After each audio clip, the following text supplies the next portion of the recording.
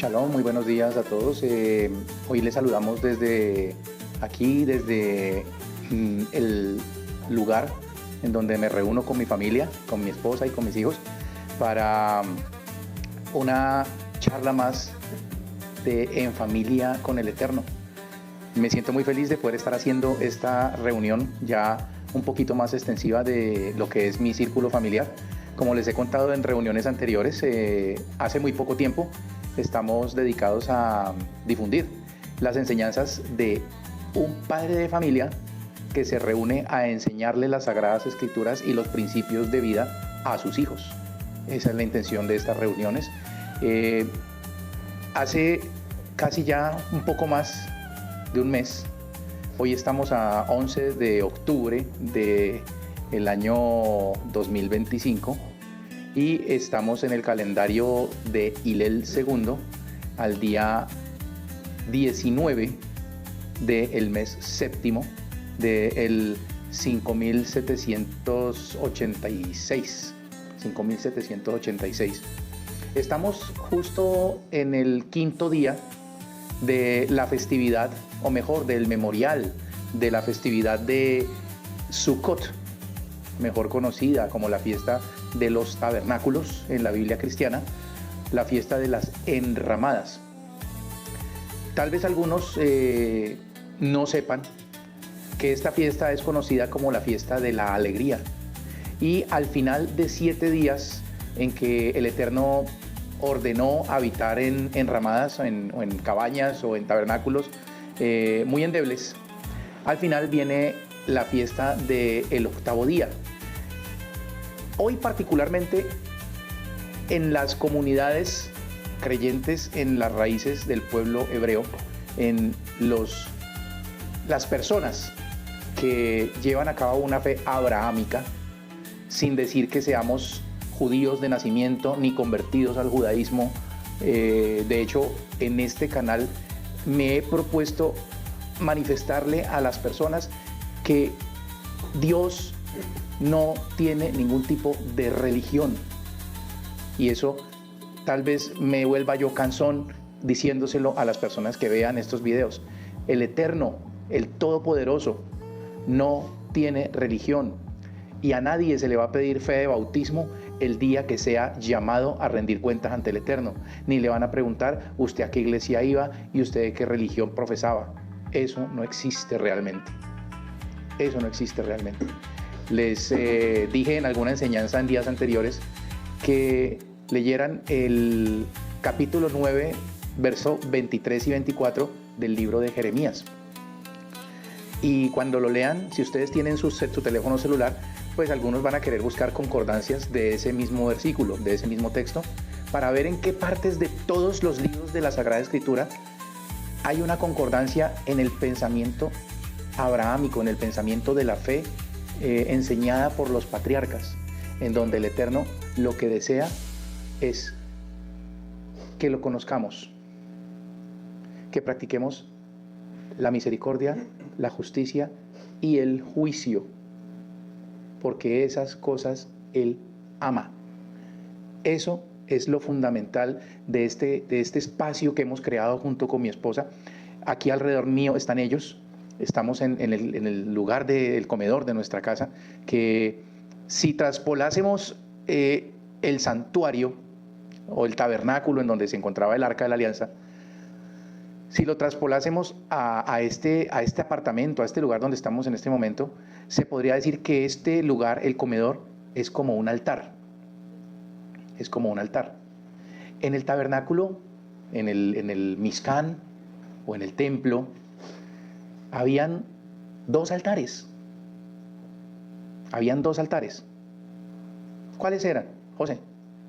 Estaba el altar del incienso. Perfecto. ¿Y cuál otro?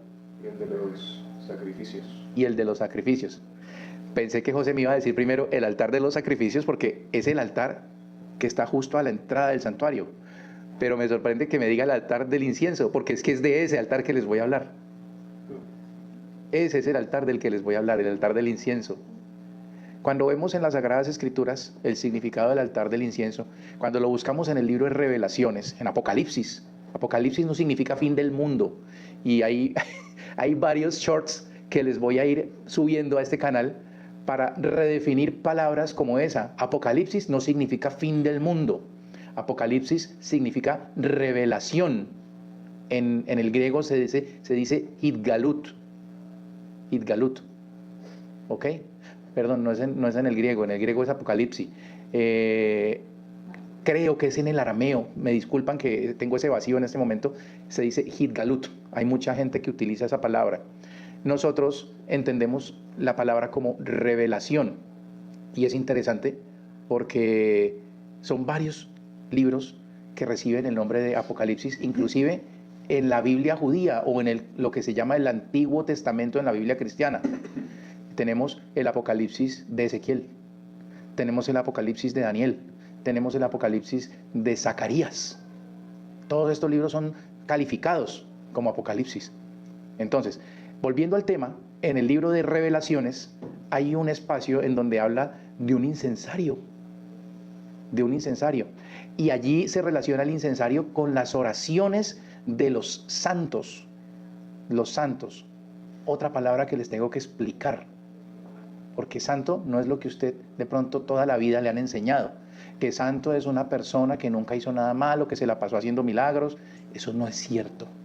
Pero vamos a hablar de eso en otra ocasión.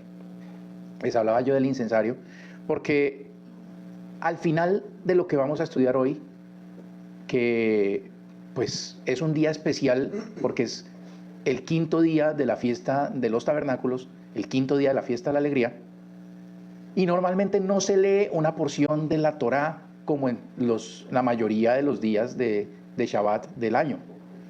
En los días festivos o en los días Yom Tov, normalmente en las congregaciones se hacen unas lecturas especiales. Esas lecturas especiales van ligadas a un sistema religioso impuesto por el judaísmo. Entonces, por ejemplo, en las congregaciones hoy se podría estar leyendo el capítulo 29 de Números, hablando de los sacrificios de Sukkot, por ejemplo.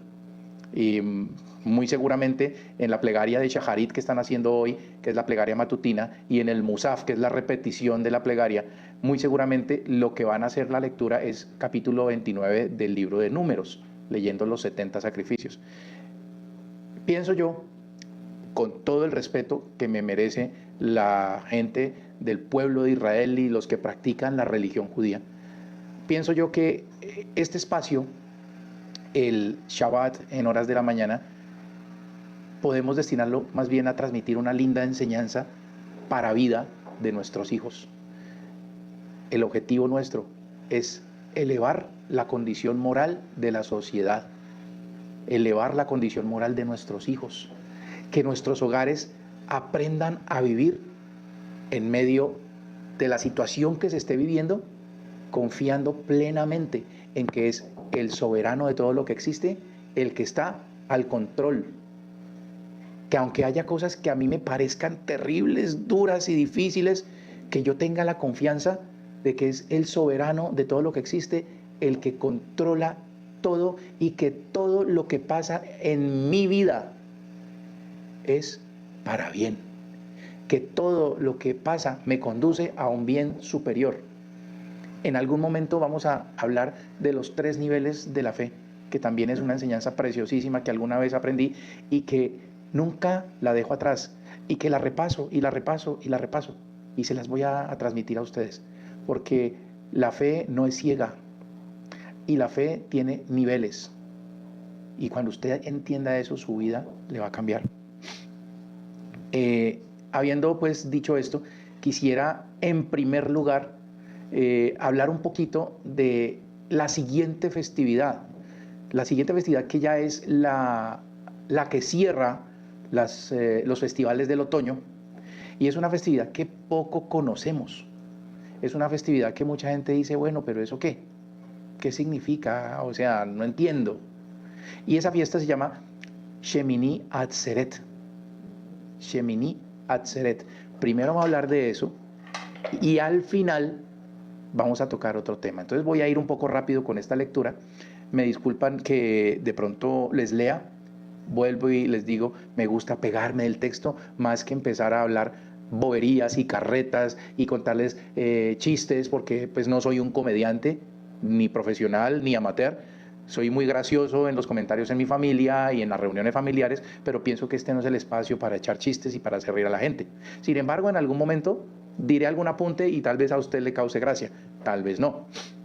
Pero me pego el texto para que aprovechemos este espacio, este tiempo, que intento que no se pase de una hora, para que usted pueda verlo con deseos de aprender, con deseos de recibir y con deseos de transmitir a sus hijos, a su esposa o esposo y a las personas que usted note que tienen algún tipo de necesidad a nivel espiritual.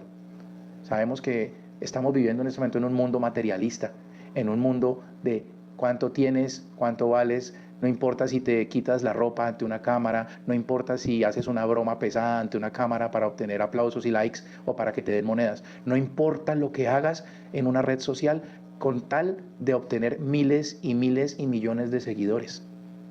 Entonces, si hay personas que hacen esas cosas con una herramienta tan maravillosa, que la usan en un estado de impureza, ¿por qué no hacerlo en un estado de pureza?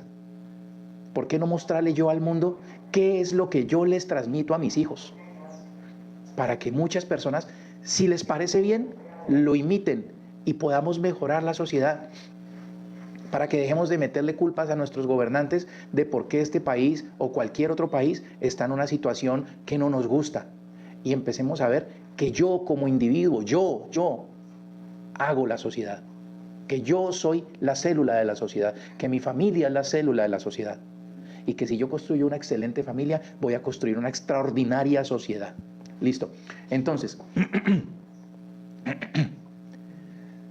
dice la Sagrada Escritura en el libro de Levítico, Vaikra, en el capítulo 23, en el verso 36. En el 8º día tendréis una reunión sagrada. Es una asamblea solemne. No haréis ningún trabajo servil. El significado del 8º día, trascendiendo el tiempo natural. Gracias, mi amor.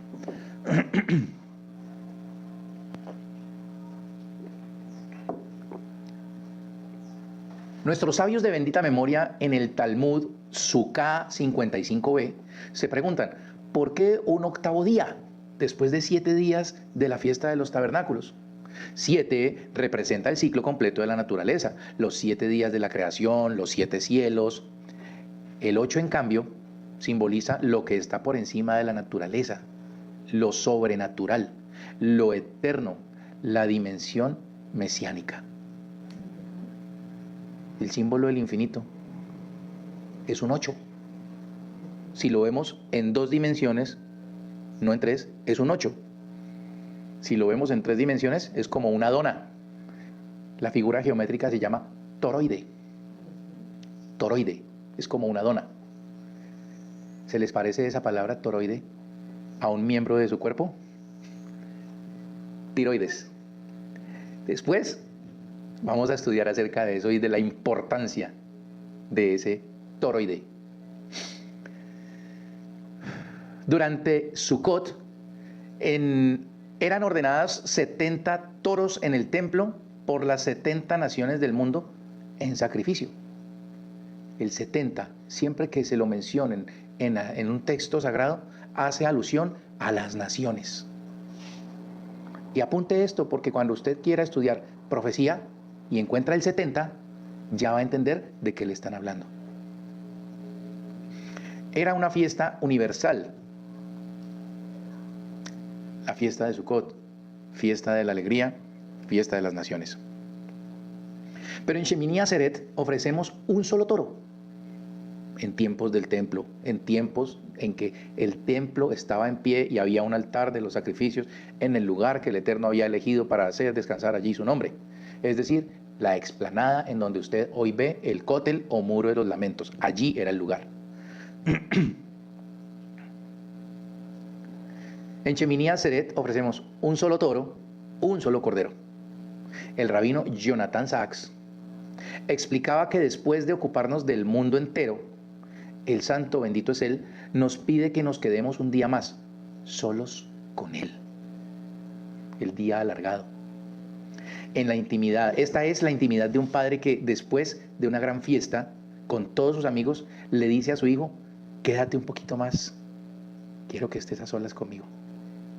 Shemini Atzeret es ese abrazo íntimo entre el Eterno y su amado pueblo. En este día, normalmente, según la tradición y el orden religioso del pueblo de Israel, en este día se comienza a pedir por la lluvia en la plegaria de Tefilat Geshem.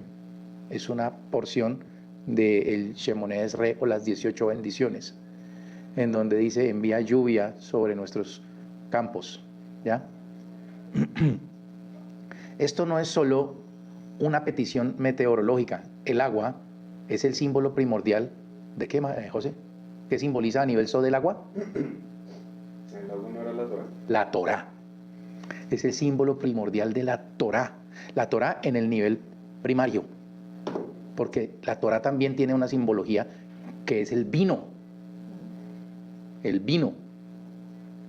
Y usted puede acordarse, si está familiarizado con los milagros del Mesías, su primer milagro fue en una boda y fue convertir el agua, la Torá, en vino, la Torá. ¿Cuál es la diferencia entre el agua y el vino a nivel superior? Una Torá que solo por el poder que le otorgó el Creador a su Hijo, el Mesías, es una Torá que podemos saborear, que jamás nadie la ha podido saborear, porque la toma en su nivel básico. La Torá que recibiremos cuando se ha establecido el reino que estamos esperando. Esa es la Torá que vamos a recibir. Muchas personas tal vez ni entiendan lo que les estoy diciendo, pero bendito el Eterno para los que sí lo entienden. Vamos a recibir el vino, el mejor vino, no como como está escrito en ese texto del Evangelio, donde el maestresala dice, después de probar el vino, dice, normalmente se da el mejor vino al comienzo de la fiesta y se deja el vino peor para el final de la fiesta, el vino ordinario. Pero veo que han dejado el mejor vino para el final. Ahí hay una cosa inmensamente grande en esa declaración. Cuando se establezca el reino vamos a recibir el mejor vino. La Torá, pura, enseñada por nuestro maestro, Yeshua. Ese maestro que tanto estamos esperando.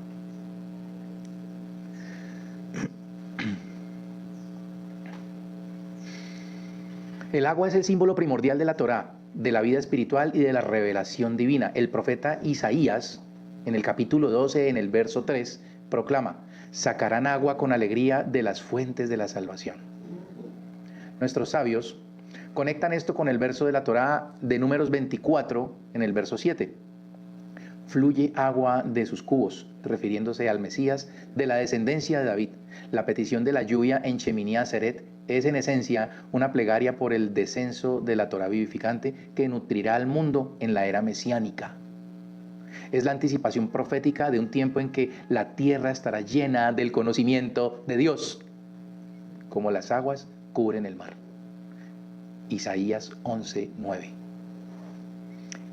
En la diáspora celebramos Shemini Atzeret y Simchat Torah como un solo día, también por transmisión dogmática religiosa del judaísmo. Se le puso al final de la fiesta Simchat Torah y se acostumbra tomar el rollo de la Torah del sitio en donde se guarda y danzar con ella. Danzan con ella y le dan besos.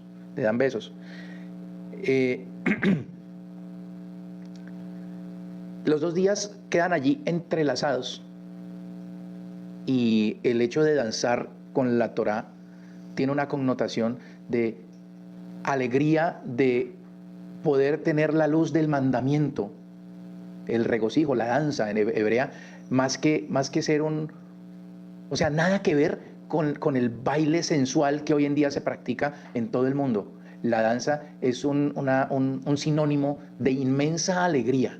Y por eso, en este día, en Shemini Atzeret, el que conecta el séptimo día de Sukkot con el octavo día, se danza con el rollo de la Torá en círculos.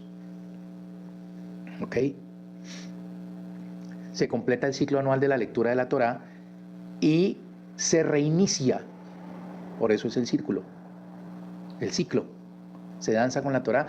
En Shemini Atzeret, entonces, vamos a leer la porción llamada Besot Habraja. Y esta es la bendición, que es la última porción del libro de Deuteronomio, en donde se cierra el ciclo. Y ese mismo día se lee la primera aliyá del libro de Génesis, de Bereshit. Y estamos preparando una enseñanza hermosa para el próximo Shabbat. La vengo preparando hace muchísimo tiempo. Es una enseñanza que usted no se puede perder. Desde hoy la estoy invitando para que se conecte. Porque esto que le voy a transmitir es algo que se ha manejado por mucho tiempo desde la impureza. Y cuando usted me escuche y escuche mis argumentos, usted va a entender la maravilla de creador que es nuestro Dios, que nos envió a este mundo, no como la gente dice, es que a mí no me dieron un libro de instrucciones para criar a mis hijos. Eso no existe. Pues déjeme decirle que sí existe. Y el Eterno, antes de crearla a usted, el Eterno había hecho ese libro de instrucciones. Pero la maldad del humano, la impureza, le resalto esta palabra, la impureza del humano, ha causado que estas hermosuras que el Eterno nos entregó o hizo para nosotros antes de crear al humano, hayan sido pervertidas y utilizadas para la maldad, para la impureza. El rey Salomón, perdón. Esto nos enseña que la Torá no tiene fin. ¿Qué cosa? La danza en círculos con la Torá.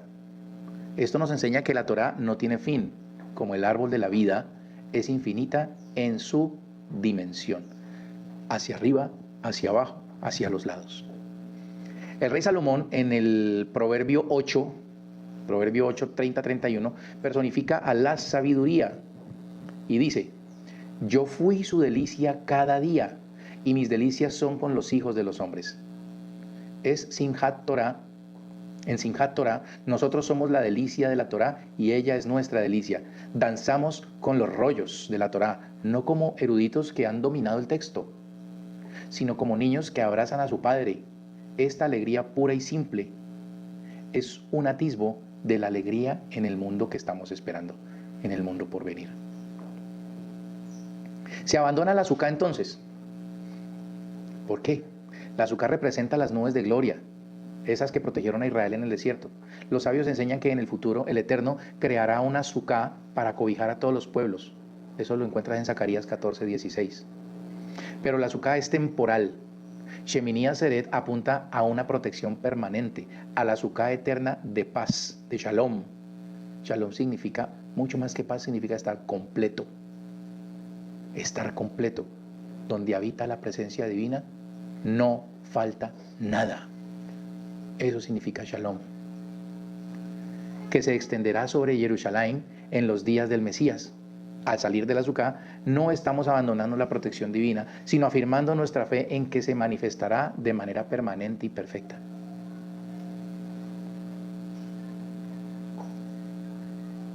Entonces, ¿qué podemos decir de Shemini Atzeret? Es la fiesta que cierra el ciclo de Tisri, el ciclo de las fiestas del otoño, como es denominado. Pero es la que más mira hacia el futuro. Si usted vio, o si no ha visto, mejor, si usted no ha visto la enseñanza inmediatamente anterior, que se llama Memorial de Sukkot 2025, lo invito a que la vea, porque allí abundamos un poquito en esto que les estoy leyendo. Es la fiesta que más mira hacia el futuro.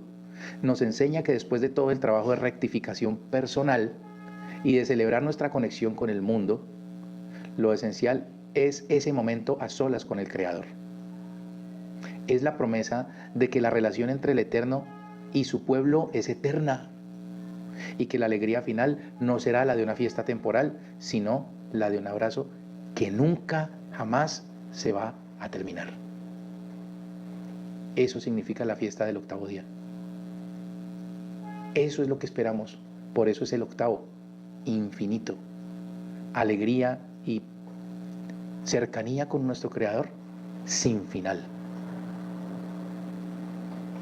He aquí el tabernáculo de Dios con los hombres, y Él mismo habitará con ellos.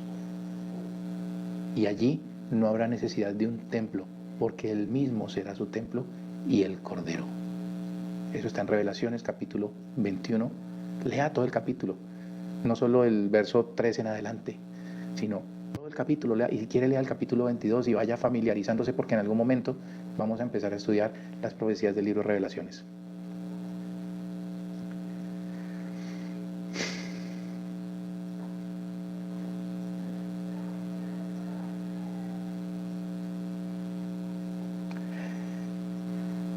El tema que les quería abordar en esta hora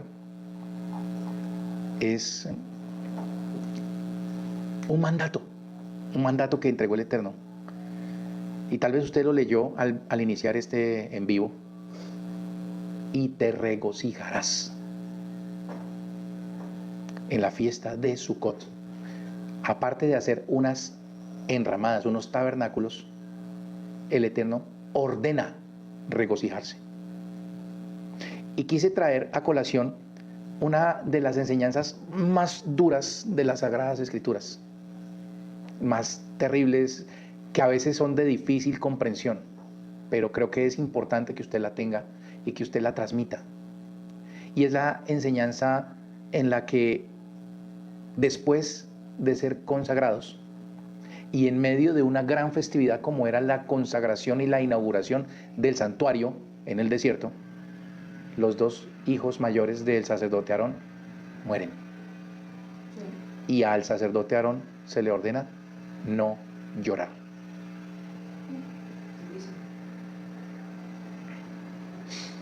La muerte de Nadab y Abiú, los hijos de Aarón, y su misteriosa conexión con la festividad de Sukkot y el mandato del regocijo.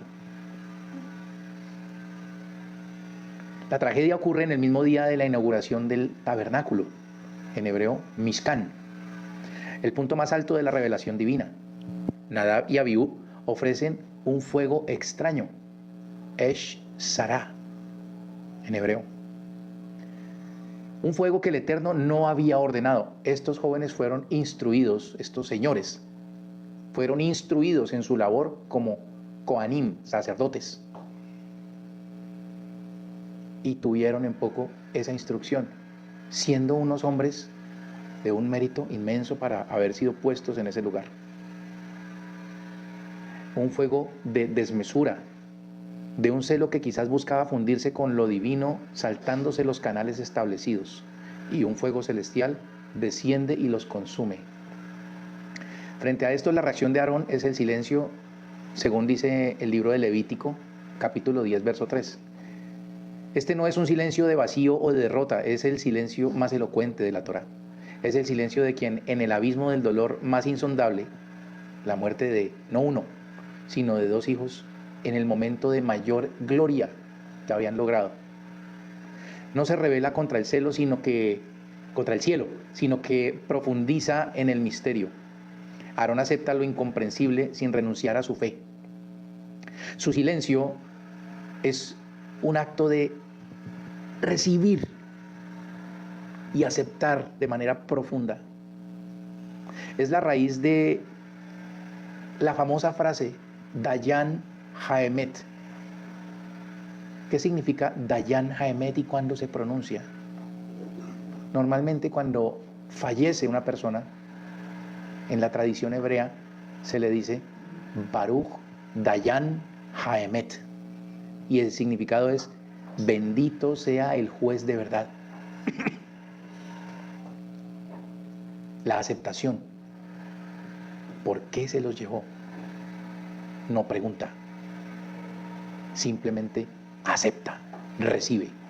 Y es bien difícil. Es bien difícil. Sobre todo cuando se trata de no uno, sino dos hijos. Si avanzamos en el calendario hasta Sukkot, la Torá ordena: y te regocijarás en tu festividad y estarás únicamente alegre. Espérate un momento, Ricardo. ¿Y si me echaron del trabajo?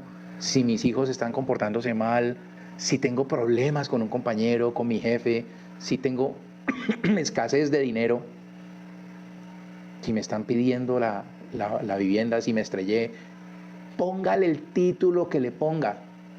Entonces, Ricardo, usted me dice que yo tengo que, como el payaso, con mi careta de alegría, ¿eso es lo que me está diciendo? Porque podría entenderse así, o sea, póngase la máscara. Y eso no es lo que le estoy diciendo yo a usted. Eso no es lo que le estoy diciendo. Le voy a explicar ya qué es lo que le estoy diciendo. Estarás únicamente alegre. Deuteronomio capítulo 16, 14 y 15.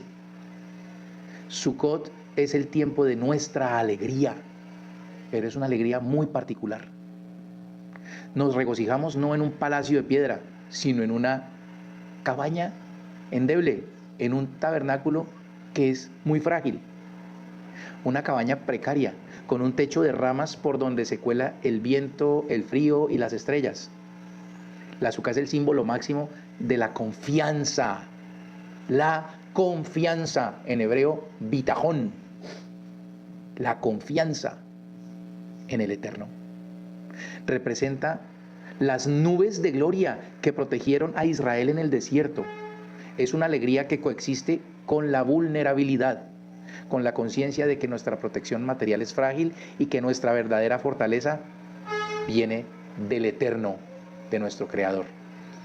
Por aquí ahorita, me disculpan, va a pasar el recolector de basuras y parece que al conductor le encanta jugar con la corneta. Me disculpan el ruido.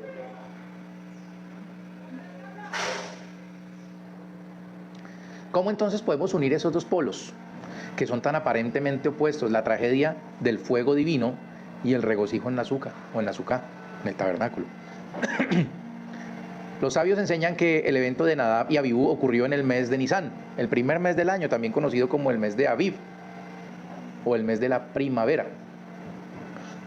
Pero su relato en la Torá es leído justo antes de la fiesta de Sukkot.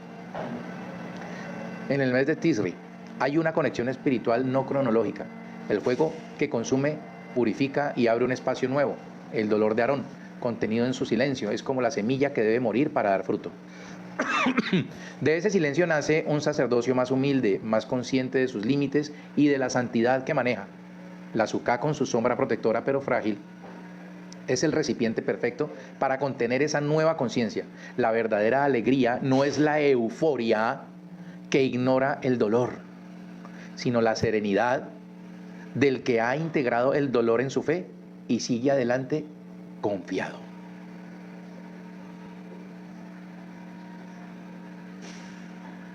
Nadab y Abiú buscaron una unión con el Eterno a través de un acto de exaltación desbordada, más allá de la letra de la ley. Su fuego era fuego extraño.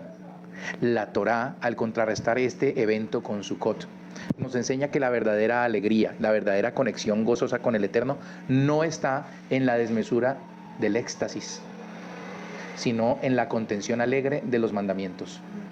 La azúcar tiene medidas precisas. Las 4 especies, el etrog, hadassim, el arabot, etc.,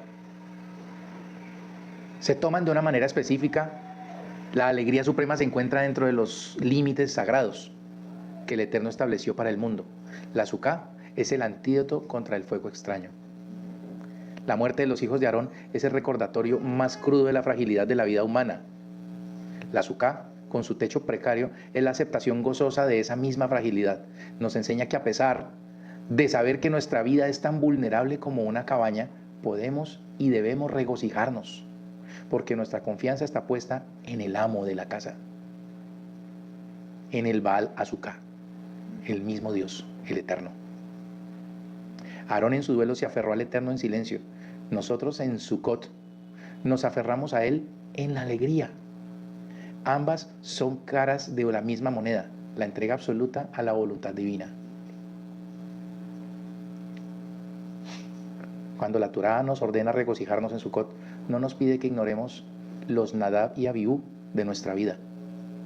Esos momentos de dolor, pérdida e incomprensión, por el contrario, nos invita a construir nuestra alegría sobre esa realidad, no a pesar de ella, y como Aarón debemos aprender a llevar nuestro silencio y nuestro dolor dentro del azúcar. al sentarnos en la azúcar, imaginemos que sus paredes son el abrazo del Eterno, que acoge todo nuestro ser, nuestras lágrimas y nuestras risas, nuestras preguntas sin respuesta y nuestra fe inquebrantable. La azúcar nos dice, si la vida es frágil, sí, la vida es frágil, pero estás bajo mi sombra. Puedes alegrarte en este espacio de vulnerabilidad sagrada. El mandato de regocijarse en Sukkot a la luz de la historia de Aarón se convierte en un acto de fe suprema. Es nuestro silencio activo, nuestra manera de decir como Él, aunque no entiendo tus caminos, confío en ti y me regocijo en tu presencia. Yo quiero, ya para ir concluyendo, leer de un libro que cuando llegó a mi vida me ayudó muchísimo. Y este libro es un tesoro, se llama El Jardín de la Fe. Y está en la versión en español en la página 91, capítulo 2, justamente de lo que les hablé al principio, los niveles de la fe. Está quien lo sabe todo, dice este subtítulo. Está quien lo sabe todo. Permítame un segundo, yo muevo esto.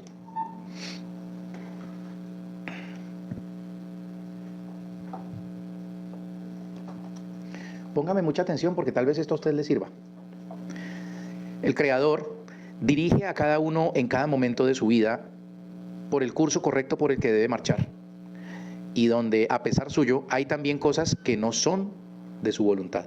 Por ejemplo, es posible que en un momento de su vida debe el hombre tener contactos con ciertas personas que lo afligen y que ciertamente se hubiera alegrado en no conocer nunca. Sin embargo, el Creador quiere que tenga esas relaciones, debido a que tiene que hacer una cierta corrección. Hay lugares en los que tendrá que pasar o permanecer en ellos también en contra de su propia voluntad, sin que pueda entender por qué llegó allí.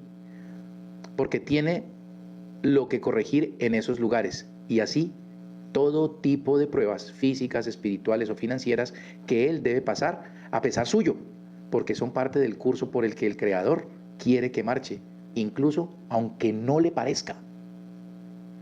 Todas esas pruebas y dificultades le llegan al hombre sorpresivamente, sin consideración por sus planes, y debido a que el hombre mismo no sabe cuáles serán las correcciones que tendrá que hacer en su vida. Se confunde con cada cosa que no le va como lo ha planeado y le parece que su vida está complicada.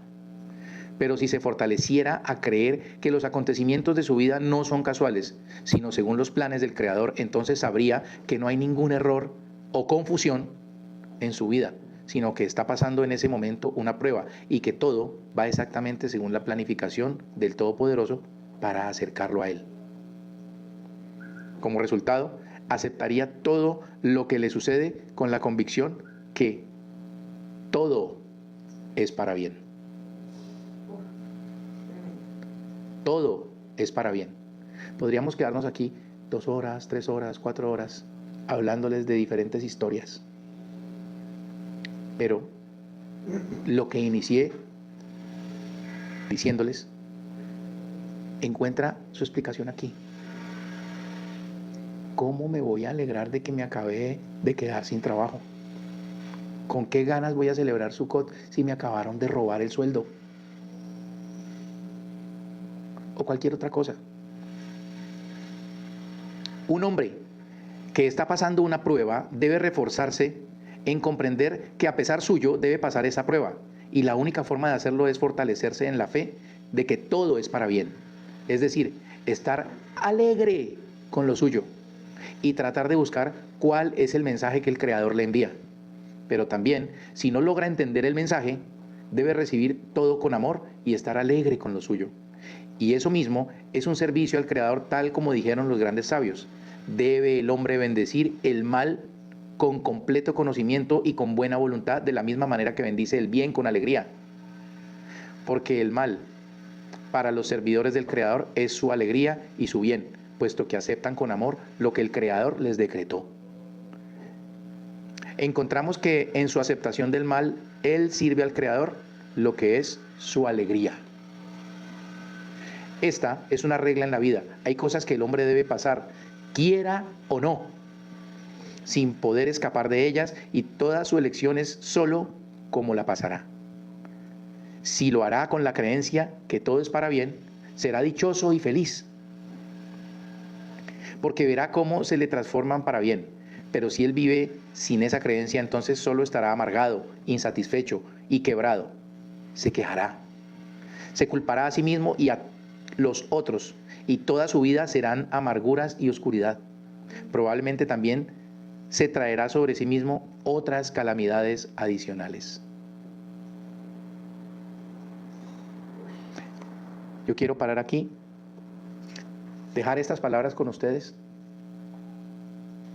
Aquí están mis hijos que están escuchándome, que esto que yo acabo de leer, ¿lo entendieron? Sí. Hace mucho lo entendí, pero son recorderis. En este mismo texto dice que una persona cuando está triste y melancólica y aburrida, realmente está diciéndole al Eterno que está insatisfecha con la forma en que Él conduce su vida.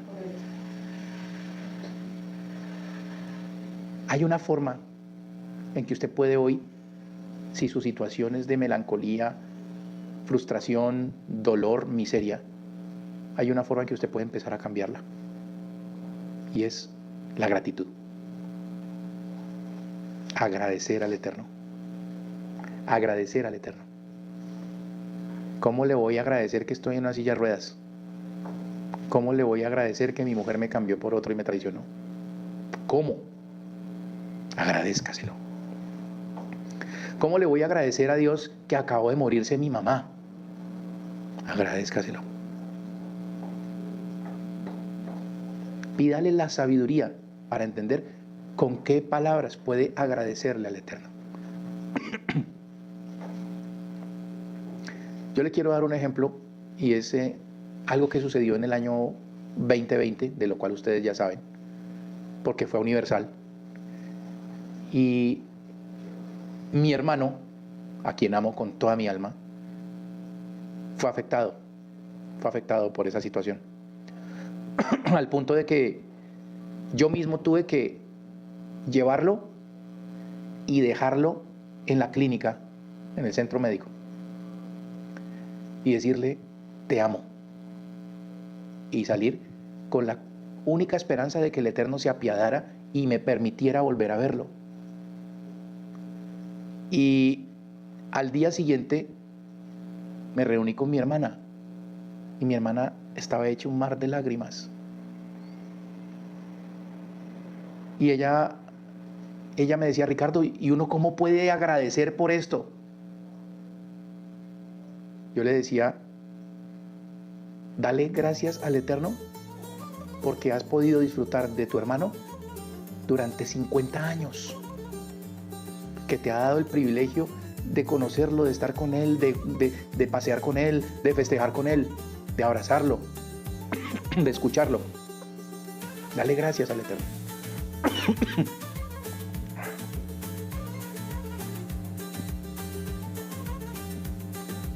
Para el honor del Creador, mi hermano fue restaurado, sanó, no se quedó allí, no murió, y hoy en día podemos gozarnos en su presencia y poder abrazarlo, poder besarlo.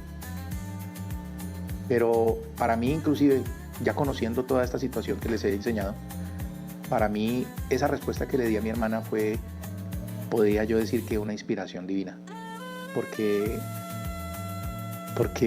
decirle agradezca al Eterno en esta situación, que también era como mi cuestionamiento silencioso, ¿cómo doy gracias? Pero yo no decía cómo doy gracias, yo simplemente intenté aceptar la voluntad divina. Pero cuando en boca de mi hermana sale esta pregunta, ¿y cómo hago para agradecer esto? Mi hermano está a punto de morirse, y el Eterno puso esa palabra en mi boca para consolar a mi hermana. Sí puedes dar gracias por todo lo que el Eterno te ha permitido disfrutarlo. Tal vez usted no sepa cómo agradecer su situación actual, pero esa es la fórmula. Cuando usted se levanta por la mañana, no se levante pensando, ¡ay, qué pereza! Otra vez lunes. Y que se ha vuelto normal eso en nuestra vida. Se ha vuelto normal. Ay, qué pereza, qué jartera otra vez el lunes trabajar. O tal vez como alguna vez me pasó a mí, en un momento en que estuve sin trabajo. Y si hay algo que yo odiaba en mi vida con toda mi alma, era lavar platos. Así fueran poquitos. Y un día estaba yo sin decir palabra, simplemente allá lavando platos. Y en mi pensamiento decía, ¿hasta cuándo? No con mis labios, ¿hasta cuándo? Y esa voz me habló y me dijo, hasta que le guste. Y yo decía, ¿y cómo me va a gustar esto? ¿Cómo me va a gustar esto? Y la voz me dijo, entre más platos haya para lavar, más comida hubo sobre tu mesa. Agradece. A eso le invito yo a usted.